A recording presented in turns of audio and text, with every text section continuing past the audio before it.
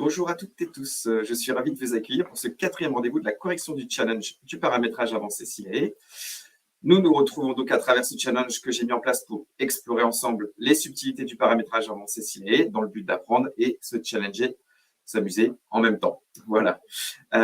J'en profite d'ailleurs en premier pour vous informer, n'oubliez pas de vous rendre sur le catalogue des formations SILAE où vont apparaître prochainement des nouvelles sessions de formation jusque fin d'année que j'animerai sur le paramétrage avancé SILAE, donc full distanciel, puisque après un dernier sondage, nous avons bien compris que c'était un format qui vous plaisait beaucoup, le distanciel, sur 3 jours. Voilà, on va voir un petit peu presque toutes les parties de ce qu'on peut voir un petit peu à travers mes corrections. Voilà, pour la partie donc correction que vous attendez tous, bien évidemment. Alors, j'ai pas une proposition cette semaine, donc on va passer immédiatement à la correction de ce que je propose. En tout cas, ce que je propose, en sachant bien évidemment que, comme je vous dis depuis le début, il y a bien évidemment plusieurs possibilités ou chemins pour résoudre cette problématique. Chacun pourra donc adapter à sa façon, avec la méthode pour laquelle il se sent le plus à l'aise. Voilà. Alors, donc, on va déjà voir quelle était la problématique de cette semaine. Alors, la mission était que mon client veut mettre en place une prime exceptionnelle de présence. Pouvez-vous créer dans SILAE cette prime selon les caractéristiques suivantes? Donc, la prime se déclenche en décembre seulement, et si le salarié est présent. Le montant de base, et donc en cas de présence toute l'année, sera de 300 € brut. Il sera donc à proratiser en fonction du nombre de jours calendaires, j'attendais une proratisation calendaire, de présence sur l'année civile. Alors, allons-y. Alors, donc là, on est sur SILAE. Donc déjà, on est sur une prime de présence. Donc, je vais déjà peut-être aller voir si quelque chose existe sur SILAE, toujours essayer de s'inspirer peut-être de quelque chose qui existerait déjà. Donc, je vais aller dans synthèse prime profil. Et puis, je vais taper présence ici, comme ça, pour voir. Je vais appliquer dans les filtres. Je vais regarder, effectivement, j'ai une prime de présence, mais qui est liée à une convention collective. Donc, j'imagine qu'il y a des caractéristiques vraiment particulières. Si je rentre dedans, on voit vraiment que c'est assez complexe. Donc, il n'y a pas de prime de présence, on va dire, toute simple. Donc, c'est pas grave, on va se baser sur une prime exceptionnelle et puis après, on va l'adapter pour notre prime de présence. Par contre, ce qui va peut-être être intéressant, c'est d'aller dans synthèse prime, caractéristique, et puis de sélectionner. Alors là, je vais rester sur mon bureau d'études, ici, ma Syntec. Puis je vais regarder si je n'aurais pas une caractéristique de prime, un libellé, pardon, qui correspondrait. Et effectivement, là, quand je vois prime d'assiduité, je pense que ça peut m'indiquer quand même qu'une prime de présence serait pas mal. Et donc, utiliser une des 0,3. Donc, comme ça, on va l'utiliser lors de notre création. Alors, je vais aller chercher une prime. Du coup, je vais taper exceptionnel. Et puis, comme ça va m'apporter un paramétrage, on va dire, assez simple, basique. Mais voilà, ne pas partir d'une feuille blanche pour m'appuyer du coup sur ça. Et effectivement, prime exceptionnelle. Je vais ici copier l'ensemble du paramétrage.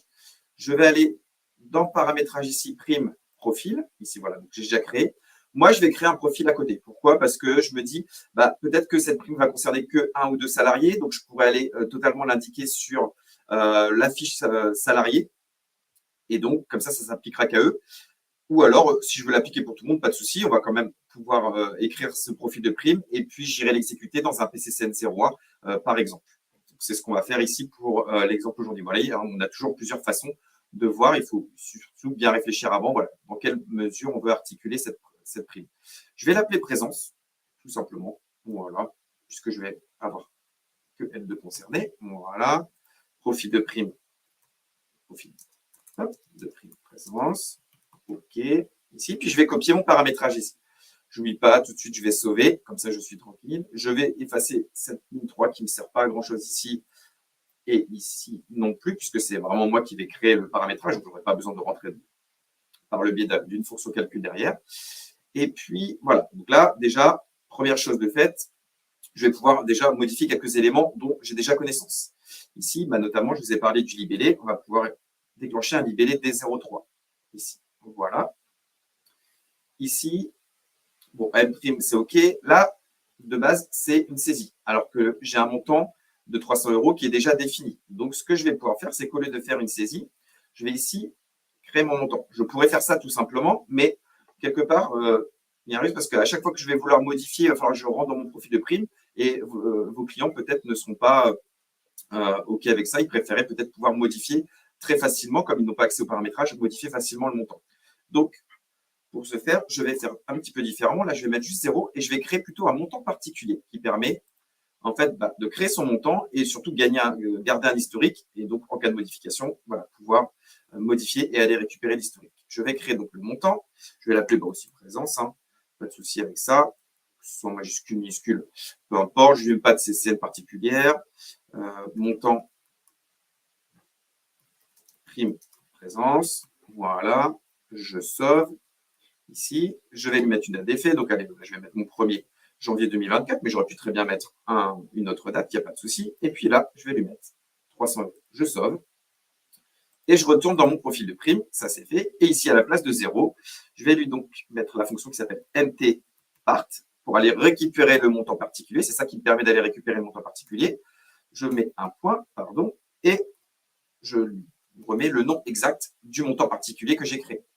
Voilà. Et donc là, à partir de là, j'ai mon montant de prime qui est créé automatiquement. Je peux l'appeler aussi ici, je peux modifier prime présence parce que sinon elle va s'appeler prime exceptionnelle et c'est pas ce qu'on veut. Voilà. Et puis ici, si je veux créer un stock var, je suis pas obligé. Bon, on aura l'occasion de revoir les stock var peut-être dans des questions futures.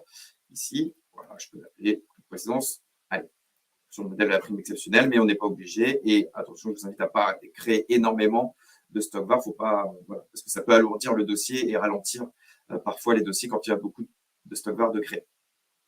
Voilà, donc là, OK, je suis déjà pas mal. Maintenant, je vais venir intégrer les différents éléments qui viennent constituer mon déclenchement de prime. Donc là, j'ai mes 300 €, je déclenche une des 0,3. OK, on a dit qu'elle devait se déclencher si et seulement si le salarié est présent en décembre. Donc là, je vais insérer une condition ici pour dire que je ne veux que ce soit qu'en décembre que la prime se calcule. Donc là, ici, if, donc je vais dire si mon mois, donc on va appeler ça bulle.mois, égale 12, puisque 12 correspond au mois de décembre, alors, et là, à partir de là, j'ai créé une condition. Par contre, j'ai créé ici mon si, il va falloir que je referme. Donc, moi, je vais décaler ici, ça c'est pour le côté vraiment plus propre du paramétrage, pour bien voir que effectivement, je vais venir ici refermer grâce à un endif, ici, mon paramétrage. Voilà. Donc là, c'est-à-dire que ce que j'ai fait, c'est qu'à l'intérieur ici, entre la ligne 3 et la ligne 16, tout ça ne se calculera, si elle ne passera dedans, qu'au mois de décembre. OK, première chose. Et donc là, maintenant, on va attaquer quoi? On va attaquer la proratisation. Alors, je vais créer une autre variable qui va s'appeler prorata, qui va me permettre d'avoir mon prorata pour mon calcul final de prime. Je vais lui mettre 1. Pourquoi? Parce que mon montant de prime, il est de 300 €. Si je suis là toute l'année, je veux que 300 fois 1, ça fera bien 300. Je suis OK. Et puis, je vais venir du coup modifier cette variable de prorata selon les calculs que je vais effectuer sur sa présence. Ensuite, tout simplement, ce que je vais faire, c'est que je vais venir définir des dates de début et des dates de fin qui vont me permettre d'aller faire des calculs derrière de jours calendaires. Donc, je vais, par exemple, appeler date début, le plus simple possible, est égal à quoi? Et donc là, je vais utiliser ce qu'on appelle indiquer la date du 1er janvier de l'année.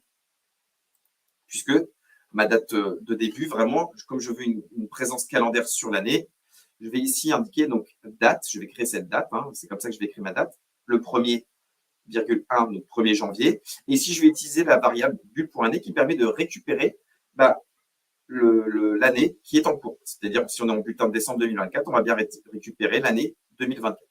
Donc là, j'ai ma date de début et je vais faire la même chose avec ma date de fin, sauf que effectivement, on aura plutôt le 31 décembre et non pas le 1er janvier. Voilà. Et à partir de ces dates, maintenant qu'elles sont créées, je vais, grâce à une fonction, récupérer le nombre de jours qu'il y a entre ces deux dates. Et donc, cette fonction, donc je vais l'appeler, je vais créer donc une variable qui va s'appeler, donc là, je vais vous le mettre affiché, voilà, ici, je vais l'appeler NBJCal total. Donc, ça, c'est moi qui dis, j'aurais pu l'appeler autrement. Après, à vous de l'appeler comme vous voulez. C'est une variable que je crée. Bon, stop. Et ici, donc, la fonction diffd qui permet de récupérer la différence de jours calendaires entre deux dates. Et puis là, tout simplement, je ne vais pas réinventer, je vais utiliser les dates que j'ai créées ici. Donc là, le nombre de jours calendaires total permet d'avoir le nombre de jours du 1er janvier au 31 décembre de l'année. Donc, s'il y a eu 365 ou 366 jours, j'aurai exactement le nombre de jours. Voilà. Donc là, du coup, on va avoir notre dénominateur. On a le nombre de jours qu'on devrait, si on est là toute l'année, qu'on devrait avoir. Maintenant, il va falloir faire mon numérateur, qui va être le même si j'étais présent toute l'année. Par contre, si j'étais absent, enfin, si je suis rentré après le 1er janvier, ou si je sors courant décembre, parce que c'est possible aussi, on va voir comment on va pouvoir obtenir ce chiffre-là et qui va nous permettre, in fine, d'avoir la proratisation exacte. Alors, comment je vais faire? Donc ici, je vais ici mettre une petite note pour dire je réalise mon paramétrage de présence. Et ici, je vais lui dire tout simplement si, et je vais aller récupérer, moi mon but c'est de récupérer ma date de début contrat pour faire une différence avec est-ce que je suis différent de ma date de début de période, à savoir le 1er janvier. Est-ce que je suis inférieur ou supérieur? Donc ici, je vais récupérer le m.dt_deb contrat, donc la date de début de mon contrat. Donc si ma date de début contrat est supérieure à ma date de début, qui correspond au 1er janvier, alors ma date de début sera égale à quoi? Eh bien, deviendra non plus le 1er janvier, mais on va venir modifier ma date de début à la ligne 12 pour qu'elle devienne la date de début contrat si je suis rentré après le 1er janvier. Eh bien, alors, en fait, maintenant, à partir de là, on peut déjà calculer ma différence de jours calendaires. Donc, je vais réutiliser ici ma fonction qui s'appelle div_d, juste en dessous, vous allez comprendre pourquoi. Donc là, nombre de jours calendaires, je vais récupérer ma différence de jours entre ma date de début, qui est exactement la même si on est rentré avant le 1er janvier, puisque dans ces cas-là, on n'est pas rentré dans cette condition et du coup, ma date de début, elle reste. Par contre, si je suis rentré après le 1er janvier, ici, je suis venu modifier ma date de début. Donc, si je suis rentré le 1er février, ma date de début vaut 1er février. Donc là, ici, ma date vaudrait des 1er février si je suis rentré en 1er février. Et ici, en fait, j'ai utilisé tout simplement le but.date, qui est la variable qui permet de récupérer le dernier jour du mois, du bulletin en cours. Donc, comme on est en décembre, ce sera le 31 décembre. Et si je sors courant décembre, en fait, le but.date devient la date de sortie. Donc, si je suis sorti le 15 décembre, mon but.date vaut le 15 décembre. Donc, ça me permet tout de suite d'avoir la bonne date de fin pour mon calcul de différence de jours. On a nos deux dates. Il nous reste à faire quoi? Eh bien, recalculer mon prorata, à savoir ici, donc je récupère mon prorata. Ici, je viens en fait modifier, je viens écraser ici, en tout cas si ça se modifie, et je viens faire mon calcul. Je récupère mon nombre de jours calendaires de présence réelle ici, que je vais diviser par mon nombre de jours total. Et ainsi, si j'étais là toute l'année, ça va rester 1, donc pas de souci. Si je n'ai pas été là toute l'année, eh bien, j'aurai une proratisation. Il ne reste plus qu'à finir ici mon M' que je vais remodifier en tenant compte de cette proratisation. Donc, je vais écraser ici mon M' en disant que mon M' correspond donc à mes 300 €, puisque c'est bien ma présence ici, que je vais multiplier par mon prorata. Voilà, ici. Et le tour est joué pour moi. En tout cas, en ce qui concerne ici. Maintenant, je vais aller déclencher la prime, puisque sinon, elle ne va pas se déclencher, puisque c'est un profil de prime que j'ai créé à côté, qui n'est pas déclenché automatiquement. Donc, je vais aller dans mon profil utilisateur. J'avais créé dans ce dossier ici déjà un PCCN 01. Et puis, je vais aller appeler mon profil de prime qui s'appelle présence. Voilà. Je sauve. Comme ça va se calculer. Donc, il va se calculer pour tout le monde. Du coup, je ne suis pas en mode j'applique ça que pour un salarié. Je vais constater ici, je vais calculer lui, sa paye en novembre. Je vais bien constater que la prime n'apparaît pas. Ici, donc voilà, je n'ai pas la prime. Par contre, une fois que je vais venir ici en décembre, je recalcule la prime. Et là, je vois qu'elle apparaît. Elle apparaît 2 fois, c'est volontaire, puisqu'en fait, au préalable, ce que j'avais fait, c'est que j'avais été dans sa fiche salarié et j'avais aussi déclenché cette profil de présence. Donc, du coup, vous voyez, elle a apparu 2 fois parce qu'elle est à la fois dans la prime de présence, elle est à la fois dans sa fiche salariée, et dans un PCCN 02. Donc là, comme je la veux pour tout le monde, je vais annuler le fait qu'elle soit ici. Je valide. C'était pour faire un petit tip sur le fait pourquoi des fois on a plusieurs profils de primes qui apparaissent. Si je recalcule mon bulletin, bien sûr, je vais avoir 300. Donc là, le salarié a été là toute l'année. Il était déjà là avant le 1er janvier 2024, donc pas de souci. Et puis, il ne sort pas. Si je lui fais une sortie, on va s'amuser à créer une sortie. Donc là, c'était bien 300 €, il n'y a pas de souci. On va lui mettre une sortie le 15 décembre, 15/12/2024. Voilà. On va dire qu'il sort en démission, peu importe. Voilà, je sauve. Et si je recalcule le bulletin, on va voir que mes 300 € vont évoluer. Et donc, j'ai plus que 286,89. Donc après, je vous laisse faire les calculs, mais effectivement, il a dû retirer mon nombre de jours, donc 15 ou 16 jours calendaires au total de mes 300 euros. Voilà. Écoutez, c'est tout pour cet exercice-là. Rendez-vous rapidement, je pense soit demain, en tout cas pour un nouvel exercice et une correction la semaine prochaine.